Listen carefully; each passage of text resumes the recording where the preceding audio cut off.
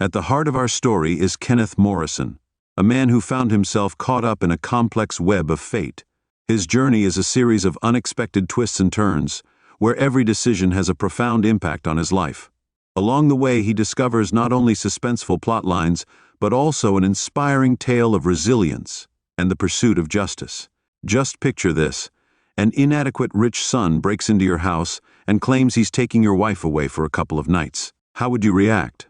Well, he started to threaten me, so I thought I'd act differently. I wasn't in the best mood, to be honest. By the time Thursday afternoon rolled around, I was done loading my tools into my pickup truck.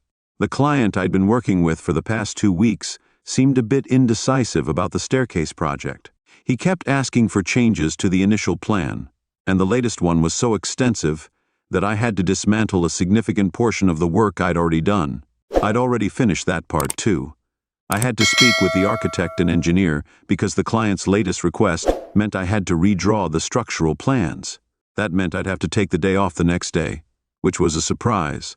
I'm Kenneth Morrison, the main artist and owner of a small woodworking and carpentry shop that specializes in designing and building I also make bespoke staircases for wealthy clients who own mansions, hotels, restaurants, and offices. They're willing to pay well above $50,000. For an exclusive artistic staircase at 34, I had been married to Daphne Tupper for 2,944 years. Daphne was a successful lawyer at Kramer, Bowen & Hendrick, a law firm specializing in commercial and intellectual property law. We hadn't started a family yet, mainly because Daphne wanted to establish her career first. I got home at 4:30 p.m. I got home at 4:30 p.m. I was surprised to see my wife's car in the driveway. She usually worked late on Thursdays to finish early on Fridays, so I came in through the back door, which was my usual route after a day at a construction site. I noticed there was a slight water pressure issue. I wondered if Daphne was in the upstairs shower, which was unusual because she typically showered either in the morning or before bedtime. I went upstairs to see why my wife was home so early on a Thursday afternoon. I thought she might have finished showering and was getting ready to go out. I found her in some black fishnet stockings and a brand new black dress, which she was getting ready to wear. "Hey, honey, why are you here so early? Did I forget something? Have we got plans tonight that I've forgotten about?" I asked. She looked at me with a new expression, a touch of nervousness, though she tried to hide it, letting out a sigh. She replied, "No, Kenneth, you haven't forgotten anything. I'm going out tonight." "You're not. I'll be away until Sunday afternoon, spending the weekend with Derek Kramer." "What on earth are you talking about? Is it a business trip or something?" I asked. "No, Kenneth, it's not a business trip. She has a hotel suite reserved for him and me. I'll be back with you next week, but this weekend is for him." Her words seemed rehearsed, but there was a defiant tone to them. "No, you can't. I don't want my wife spending a weekend with another man." "What is this nonsense?" I protested. "Well, you better accept it, Kenneth. That's what Derek wants, and I advise you not to cross him." She chuckled. "I see you are willingly a part of this plan. You want me to just accept it and swallow it, my feelings, and let you go, and then you'll be my faithful wife again." "After this weekend," I retorted, sarcasm dripping from my words. "I never said it's only for this weekend. Derek has mentioned he wants it to happen from time to time, so yes, deal with it and keep quiet. Trust me, your life will be much simpler if you go along with it. I think we'll have to see about that. I'm not going to put up with this, Daphne. You need to think about what you're doing, because I'm not going to let that arrogant guy control my life. If you think I'm just a pawn that you can manipulate without any objection from me, you've got another thing coming. You were in for a rude awakening." I warned her by then, and she had finished preparing for the evening. I headed downstairs and I got a beer from the fridge and noticed a Mercedes parking in front of the house. Derek, that's him, came out and rang the bell. "Kenneth, will you go answer the door?" she yelled from upstairs. I quickly entered a code into the back door alarm panel, set up my cell phone for video recording, and placed it in my t-shirt pocket to capture everything. I put my phone in my pocket to capture everything. Then I waited in the living room. I'd known Derek Kramer since Daphne started working for CBH 3 years ago. We first met at their office Christmas party. Derek is in his 42nd and seems to have a dominant attitude. He's charming with his fellow partners and flirtatious with us. He was smooth with the female employees and the wives of male employees, but in the presence of his male employees and the husbands of his female employees, his demeanor showed arrogance and contempt. I instantly disliked the guy. Daphne stormed down the stairs, visibly angry, and opened the door. I observed the scene from the living room. Nurse in. "I'm sorry for the delay, Derek. I don't know where my husband's manners are," she said, adopting a subservient demeanor. She lowered her voice to say something else to Derek, but I couldn't hear it from where I was. "Hey, Dusty. I hear you have an issue with Daphne spending the weekend with me," he thundered, resembling a school principal. As he entered the living room to confront me, I was amazed at his audacity. He seemed to think he was the boss and that my house was his. "Get out of my house or I'll call the cops," I declared, clenching my fists. He burst into laughter, and Daphne smirked beside him. "What do you think the cops will do?" she asked. "Let me tell you," I replied. "Nothing. They'll do whatever they want. You know why?" Because he suddenly noticed my mobile phone and grabbed it, trying to stop the recording. But it was password locked. He threw it on the ceramic floor. Of course, the ceramic came out on top.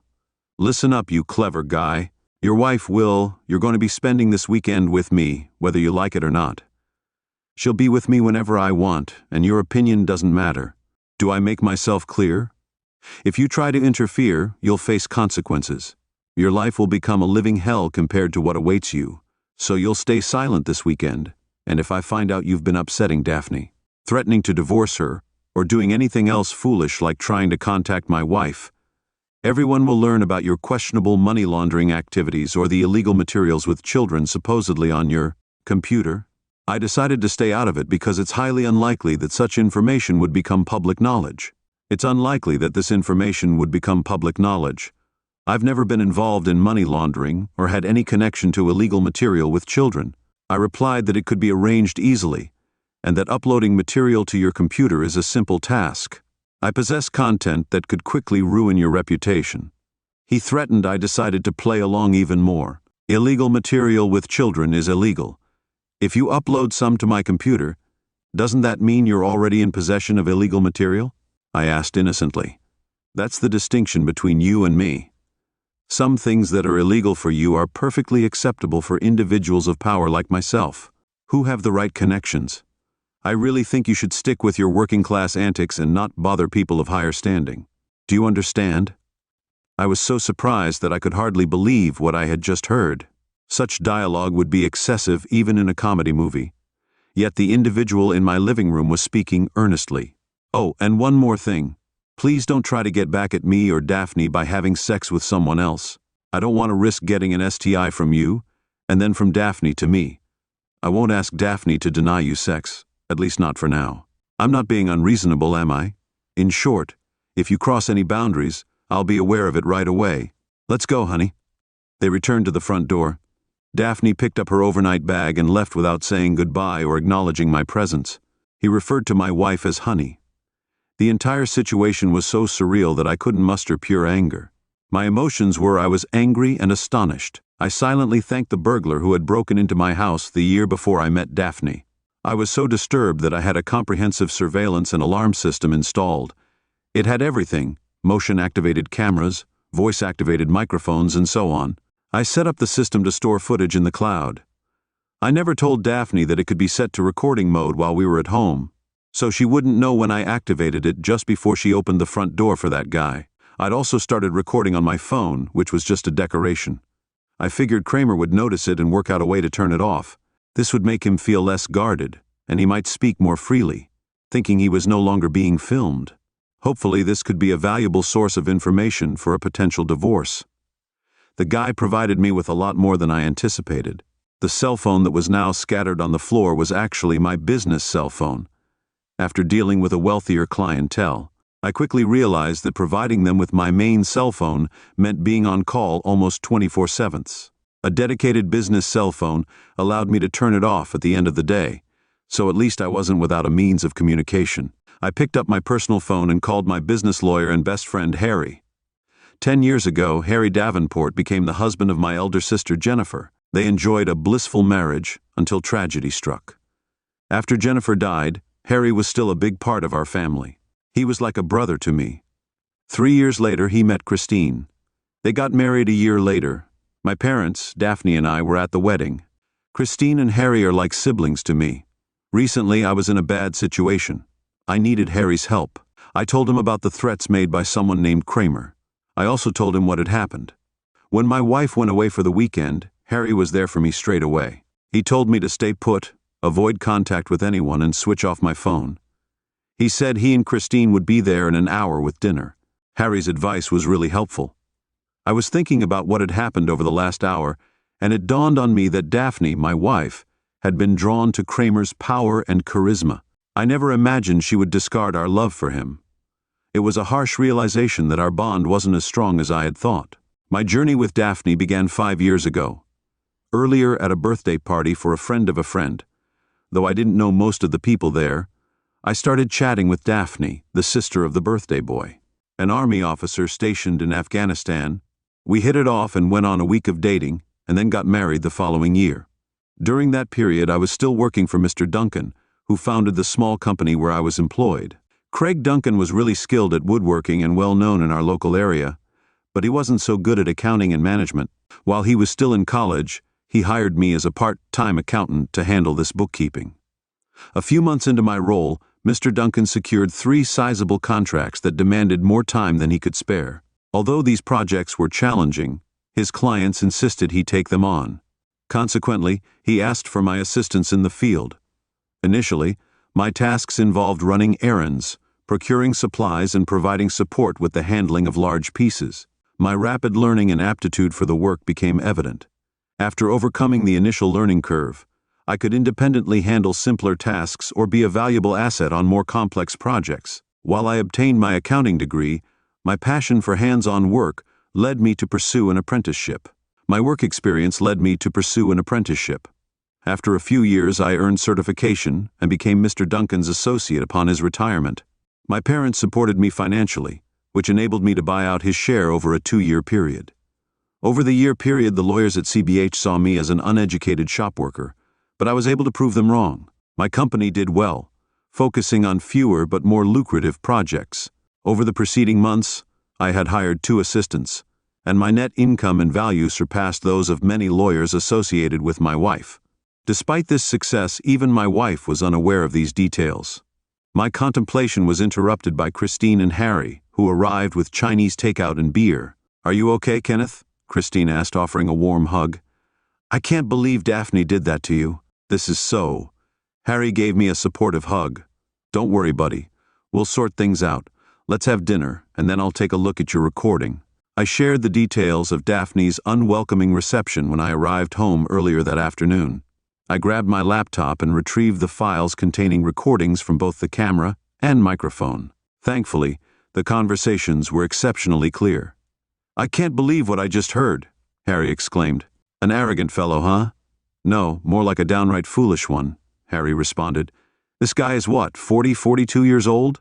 That should mean he has about 15 years of law practice under his belt. He's not a rookie, but he's so full of himself that it never occurs to him that sometimes you just need to keep quiet. Your clever trick of making him think he wasn't being recorded after he destroyed your cell phone worked like a charm. He took the bait and spilled everything we need to know." "Okay, but can I legally use it since it was recorded without his consent?" I inquired. "Absolutely. This is your home. You have the right to record whatever you want here," Harry reassured me. "So, you're saying I have nothing to worry about?" I asked. "No, that's not what I'm saying. We need to be really careful. I did some research on my way here. Chris was kind enough to drive and handle the takeout. It turns out our guy Kramer is the son of the founder of their law firm. You were aware of this, right?" Harry explained, and I nodded. "What you might not know is that his father, Marvin Kramer, had quite a reputation. He wasn't a great lawyer, but most of the judges in the area were his former college buddies. Knowing everyone personally made it easy. Unfortunately, his son Derek has followed in his footsteps, and that's what makes him dangerous. He has a wide network of friendly judges, so getting a judgment in our favor will be extremely challenging, no matter how illegal his actions are." "So you're saying that no matter what I do, I'm in trouble?" I had asked whether winning would be challenging but not impossible. "I have connections too. The key is to gather enough evidence to make a strong case against him. I've got a plan." Harry reassured me, "But you?" He said the judges will always side with him. I asked, "Unless we take the case to criminal court, that's what we'll aim for?" Harry said, "Yes. Our conversation was interrupted by a knock on the front door. A petite brunette was waiting on the porch. "Hello, Mr. Morrison," she asked. "Hi, Laura, come on in." Harry called out, "Laura, come on in." "Kenneth, meet Laura Foster. She's the computer specialist at the private investigator firm we collaborate with." I took the liberty of reaching out to her after our earlier calls tonight. We briefed Laura on the situation and had her review the recording. And the conversation, especially the part where they threatened to upload incriminating material to my computer. Laura listened closely and then outlined the plan. "There are two possible scenarios. Either they come here during the day, probably with your wife's help, sit at your computer, change the date, and upload their content, making it seem like it was done before Kramer's visit. If that happens, your camera system will capture everything. Just make sure it's in record mode before you leave for work in the morning," she explained, pulling a small box from her bag. "The other option is remote access to your computer for their mischief. I'll install this module upstream of your modem to record anyone attempting to access your router and monitor what they try to upload or download. Take a few minutes to transfer all your personal or sensitive data and files onto a flash drive, then delete everything on your computer. The goal is to prevent them from accessing it. I'll assist with this just to be sure you don't unintentionally leave any hidden data on the computer," Laura explained confidently. It was evident that she was well versed in her field. Harry, who knows his stuff, said, "Let's get started. Kenneth, your only evidence against him for blackmail is a recording. If you try to pursue legal action with just that, your case might be dismissed quickly. Public opinion doesn't see blackmail as a very serious crime, and the judges he knows may support him. The ideal scenario would be if Kramer if he'd uploaded illegal material to your computer and then reported it to the police, claiming he has evidence of you possessing illegal content. We'd have a trail indicating that all of this occurred without your presence at the computer. With the advanced warning you received from Kramer, which you recorded, we'd have enough evidence to build a strong case against him.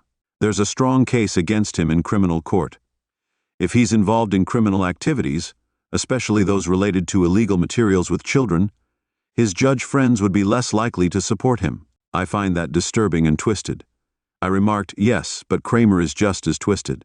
One more thing, can you refrain from using if Kramer reports you to the police? The inspectors may want to check your computer records to confirm if anyone accessed the illegal files after you uploaded them.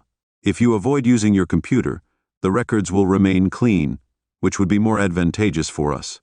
Also, ensure that your cell phone doesn't connect to your home Wi-Fi. In the next few days, we need to make sure they don't use your phone instead of your computer." Laura installed the surveillance module and deleted all the sensitive info, including my company paperwork, from both my computer and phone. The module will send us copies of all access requests.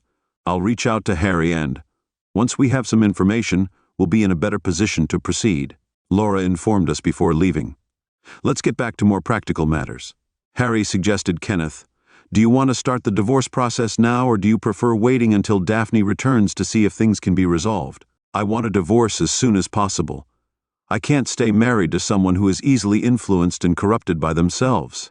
The powerful men didn't hesitate. They said they wanted out. I told them I'd contact Claudia Milton tomorrow. She's the family law expert in my office. She's good, fair, and efficient. I'll ask her to reach out to you as soon as possible. You'll like her. Harry assured me. We continued discussing matters. I gave Harry the access code to my recording system for real-time updates and cloud-stored information. Christine and Harry left around 11. I took a sleeping aid and was asleep within half an hour at 8:30 the following day. Claudia Milton called me after speaking with Harry, who had gone over the details of my situation. She asked me to come to her office at 11. During our meeting, Claudia said she felt sorry for me when she heard about Derek Kramer's reputation. She told me that because I'd bought the house before I met Daphne and her name wasn't on the deed, I still owned it even though there were no children involved. She also said that the divorce proceedings would be straightforward. I asked her if I'd have to sell the company and split the money, and she got Harry to come and talk to me. He said there was no need to worry about that. The contract clearly states that your company is yours and she has no claim to it. They might try to claim it, but I checked and there's no legal basis for them to do so. I finished the meeting with Claudia at 12:30. She took charge of the financial matters as instructed and told me everything was under control. Daphne will serve the divorce papers at her office on Monday. I replaced my damaged phone and spent the rest of the weekend working on the yard and catching up on my favorite TV series. I was still angry at Daphne, so I couldn't fully grasp the reality of the situation. I knew I'd eventually have to grieve for the marriage, but at that moment my emotions were still too intense. I thought about whether I should sleep in the guest room or in the bedroom with her. I decided it was my house and she had walked out on me, so I moved all her belongings into the guest room. I also bought a new lockable doorknob for my bedroom. I kept the key in my pocket when I heard Daphne's car arrive the next evening. I turned on the surveillance system to record. I saw Daphne kissing her boss for a long time before she got out of the car and waved as he drove away. I was sitting in the living room reading a book.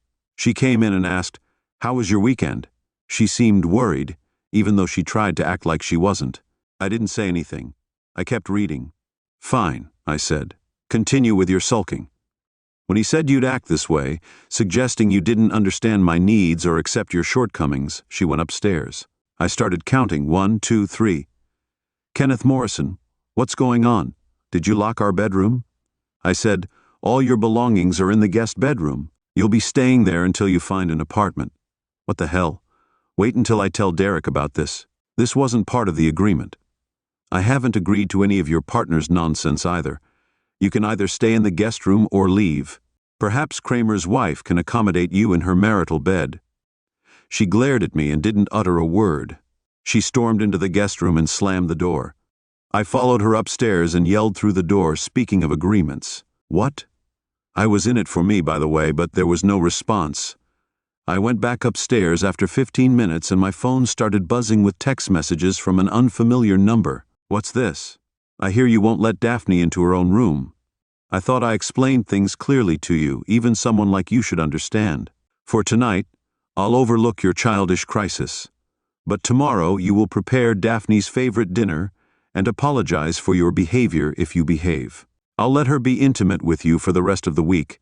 If you don't comply next weekend, you'll see that I meant what I said. Follow my instructions, and there'll be no questions." I couldn't believe what I was reading. This person was hard-headed, delusional, and foolish. I chose not to respond, but I took a screenshot of the conversation and sent it to Harry. Harry responded 3 minutes later saying, "Incredible, this guy thinks he's top. Notch, but he's just an idiot. Keep the conversation going and don't bother replying to him." Kramer sent a couple more requests for acknowledgement, but I didn't reply. He eventually stopped contacting me. I didn't see Daphne again that evening. I went to bed, secured the door, and left the recording system on. I messaged one of my assistants to say I'd be coming in late the next day. I waited until the morning after. Daphne had left before getting up and getting ready. I made myself breakfast while downloading the recordings from my system for the night. Daphne hadn't left the guest room until this morning. She'd used the guest bathroom for a shower and left without having breakfast. Surprisingly, she hadn't attempted anything with my computer, as I'd thought she'd try to get into my computer as soon as I left. A text from Claudia Milton popped up. "Hi, Kenneth. Just confirming that the divorce papers will be served at 10. This morning I told Harry to have a great day given everything that's going on. Then I went to the shop, making sure my home system was still recording and set to send me a text if it was activated. I had an 11 a.m., 10:30 a.m. I had a meeting with the architect to discuss the final modifications for my current client. I kept myself busy with small tasks until the meeting. I thought I'd get a call from Daphne shortly after being served, but it never came. At 10:45 I messaged Harry to say I was surprised Daphne hadn't contacted him about the divorce papers. I guess she's already spoken to Kramer. I'll call Laura, stay tuned. Harry replied that the meeting went well, which was good because it meant I could stay focused. I spent the rest of the afternoon doing maintenance on my tools and tidying up the shop at 1512. I got a text alert on my phone. I texted Harry to say the show was in motion. I got a thumbs up in reply. I checked my system and saw that the live events were happening in my house. Daphne was there with an unfamiliar man. They went to our home office and activated my computer. They didn't chat much. The man spent a few minutes trying to guess my password. Then he put a flash drive into my computer and did some suspicious stuff for about 10 minutes. Luckily, I managed to. He was captured on camera, and Daphne went to the guest room and packed her belongings in garbage bags, as her suitcases were in the master bedroom closet. Once the man had finished his tasks, he shut down the computer and told Daphne he was leaving. She finished packing and left the premises at 15:56. Harry contacted me shortly after the recording ceased. He said, "Right, Kenneth. Head home and act normally. I suspect they will involve the police might come tonight or tomorrow, so be ready for an inspector's visit. Getting a search warrant takes a few hours, so expect them tomorrow." "Could I get arrested?" I asked. "It's a possibility, but if it happens, stay silent and don't answer any questions. I've already reached out to Stephen Lindsay, a reliable criminal defense lawyer. I've shared all the relevant information, including the recordings. He says this will be the easiest case of the year." Harry said he'd take care of it. He gave me the code to control my alarm system recording in case of an arrest. After some more discussion, we wrapped up our conversation.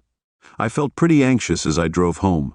The evening passed without any police visits, calls from Daphne, or unpleasant messages from Kramer. I made myself a sandwich and ate while watching TV. I was tempted to tell my parents about the situation, but I decided to wait until the storm had passed. I didn't think my mom would understand about the computer system tampering and cloud-stored videos, so I didn't tell her. While I was at the store, I got another notification that there was an intruder in my house. I followed the same procedure as before. I texted Harry and accessed my security system. The police had entered my residence and were attempting to deactivate the alarm. They'd managed to shut down the system, and as communication was lost, Harry told me he'd seen what happened and sent the images to Stephen Lindsay. About an hour after the police arrived at my house, 2 officers came to my shop and arrested me. They handcuffed me and took me in a police car. They told me my rights and started asking questions, but I didn't answer. They took my phone and wallet and put me in a cell with 5 other people. There wasn't much interaction as everyone was focused on the floor tiles. After about 3 hours, a guard came to take me to a meeting room where I would meet my lawyer. I told the guard I never told them who my lawyer was. I asked who my lawyer was, but the person stayed silent, leaving me alone in the room. The door opened 10 minutes later, and Derek Kramer walked in with a big grin. He sat across from me without saying anything. I kept talking, but he didn't respond. "Morrison asked me you?" He said it was an insignificant bug, but I didn't respond.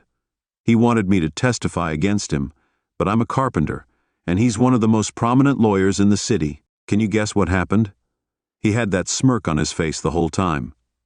He got up from his seat and said, "All right, it seems like you need. Take some time to think over what I've shared with you. Let's reconvene tomorrow morning for further discussion. Maybe spending a night in this communal cell with your friends will help you gain some clarity." Later that afternoon, someone else came to see me. I was brought back to the same meeting room, where a tall blonde man was waiting for me with a stern expression and a "don't mess with me" demeanor. He stood up as I entered. "Good afternoon, Kenneth. Pleasure to meet you. I'm Stephen Lindsay. Feel free to call me Stephen. Harry got in touch with me earlier today to say he'd been having trouble reaching you. Given the circumstances, we thought you might have been arrested and brought here." I told him everything that had happened that afternoon, including the worrying visit from Derek Kramer. Stephen's jaw dropped, but he didn't say anything. "Right. You'll be appearing before a judge tomorrow morning. Expect a substantial bail, but don't worry. Harry will handle it. I know it's going to be a tough night, but stay strong. It was the right decision to let Harry and I support you in the meantime. Continue refusing to answer their questions. I've officially taken on. I'll make sure Kramer doesn't bother you again tomorrow. I faced the judge on charges of possessing illegal materials with children. I maintained my plea of not guilty. The bail was set at $25,000, and I was released later that afternoon. I couldn't leave the city limits or contact my soon-to-be ex. My wife, Derek Kramer, or anyone from their office told me I could work in my shop again. They gave me back my phone and wallet, and Stephen took me out for lunch. We kept talking. I didn't tell the police too much yesterday because I was worried about confidentiality, but after making some calls and doing some research, I found out a lot of interesting things about Derek Kramer. I did some research and found some interesting info about Derek Kramer. I'll share some of it with you. First, the process of getting a search warrant takes a few hours. Then they can look at what they found and get an arrest warrant. In your case, they brought you in before they finished searching your house. Secondly, despite the restrictions on contacting you or Harry, Derek Kramer was allowed to see you. This strongly suggests that the entire situation was orchestrated, which is illegal. Harry mentioned that Kramer has influence over many judges, but I pointed out that not all of them. He replied with a wink, "You can't build so many. You can't have friendships without making some enemies." I don't know what I'll find at home. I hope my wife and her partner didn't take everything. Don't worry about that. Harry went to your place right after the police left. He rearmed the system and set it to record again. No one showed up. I went back to the shop to get my car and then went home for a well-deserved and necessary shower. I was due for a shower. The architect had left a message to say the updated plan had been approved by the client, which was good news as it meant I could go back to work the next day. When I got home, I found the place in a state. They'd searched every inch, apart from the computer, which I knew they wouldn't find anything on. As I tidied up, I couldn't help but shed tears. Just a week ago, I was a content man in what I believed was a solid marriage. Now I was a suspect in a crime, facing divorce, and manipulated by my wife's boss. What had I done to deserve this? At least there were no reporters bothering me. They were likely preoccupied with the newly uncovered multi. After a week of uncertainty, Stephen finally reached out with some good news. All charges against me had been dropped. It seemed that the inspector, who was a tough cookie and very aware of issues of blackmail, wasn't going to be pushed around. He didn't let Kramer's tactics get in his way. The inspector got to work and filed charges against Derek Kramer for blackmail, evidence fabrication, and possession of illegal materials with children. Daphne would be accused of conspiracy related to these crimes shortly after my conversation with Stephen. Harry called me to invite me to dinners that evening while en route to Harry's house. Claudia Milton, my family law attorney, contacted me. Kenneth, Daphne's lawyer, called me this afternoon and said she was ready to sign the divorce papers without alterations. But she has one condition. I had an hour-long meeting with you, and we could meet at my office if you like. But I didn't want to see Daphne, so I said we could meet at my office. I thought it might speed up the divorce proceedings, so it was worth the time. I told Claudia to go ahead and meet Daphne. The evening I spent with Harry and Christine was a nice break. It was the first really relaxing one in 2 weeks. Christine made me a delicious meal of coconut shrimp and rice, and it made me feel at peace when I got home. The meeting with Daphne was scheduled for the following Wednesday. Despite being the victim in the misguided plot, I couldn't shake off the nervousness upon arrival. I was directed to Claudia's office where she advised me, "Kenneth, I'm unsure about her intentions, but I must caution you. There are pending criminal accusations against her. Don't provide any ammunition. Avoid saying anything that could be used against you in court. We can't search her for recording devices, so be mindful that she may be recording you." Thanks for the heads up. I was led into a small private meeting room where Daphne was already seated. I thought I'd be dealing with the same Daphne I'd known in the past few weeks, but she seemed pretty broken.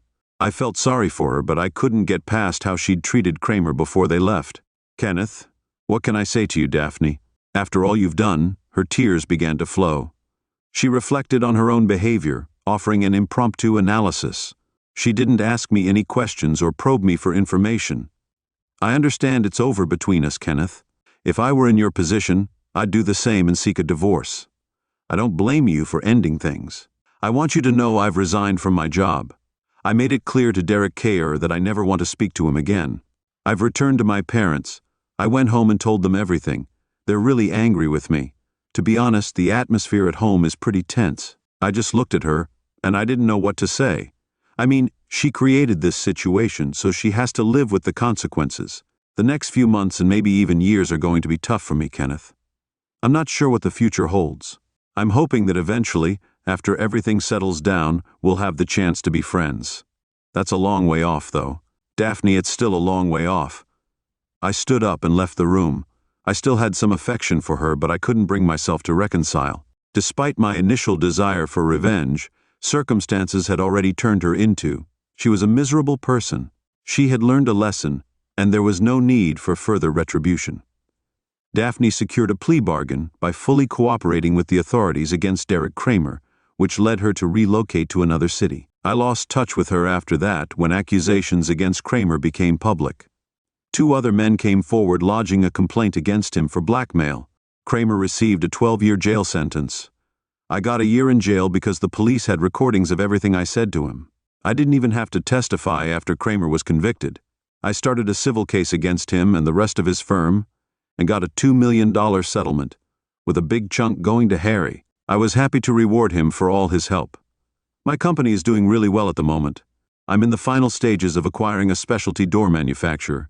which is going to improve our operations with 6 new employees who feel like a second family. A few days after my divorce was finalized, Harry and Christine invited me to a barbecue party where I met Christine's younger sister, Kathy. We got on really well and started dating a few weeks later. We hit it off and have been dating for a few weeks. I'm not sure where things will go from here. A few weeks after settling the civil case against CBH and Kramer, I visited Kramer in jail. I told the guard to make sure Kramer stayed for our conversation. I smirked as he walked in, opening with a taunt. "What do you want, Cook?" Kramer tried to leave when he saw me, but the guard told him to sit and listen, ignoring his insults. I said, "Oh, striking, preemptively interesting. I heard your wife Jessica filed for divorce. Perhaps I should ask her out for dinner and offer her a memorable night." Kramer responded, "You bastard. If you do this, I'll cut you off." I said, "Don't waste your pathetic spit, I've already done that." "The hummingbird tattoo on her upper left thigh is quite lovely, isn't it?" He turned red like a beetroot again. He was on the verge of issuing threats, but in the end, he realized that wouldn't help his cause. "I'm not here to discuss Jessica. I just wanted to tell you that you're a fool. A fool who he needs to be reminded of his own foolishness. Consider this, a man in his own home, outlining the consequences of not complying with your absurd demands. That's not intelligent. Even a carpenter would see that. Let's say, on this occasion, you're the one left in the dust." I burst into laughter while he was seething with anger. "Oh, and wasn't it you who said that having certain materials was illegal for someone like me but perfectly fine for someone like you? Your power really amazes me. I'm blown away by your grandeur. Maybe it's the jumpsuit that suits you so well." Kramer was so infuriated that he seemed on the brink of I had a bit of a nervous breakdown before I left. I had something that both Jessica and Daphne thought you might find interesting. One day I mentioned handing him a folded sheet of paper. He unfolded it and looked at it for a few seconds. "What the hell is this?" he asked. I laughed. "This is a picture of a woman's body." I pointed to a specific spot on the drawing show that the story gets really interesting from the start. Kenneth Morrison's story is amazing. He's so strong and determined to seek justice in the face of adversity. It's a really gripping story about how someone can stay strong in the face of challenges.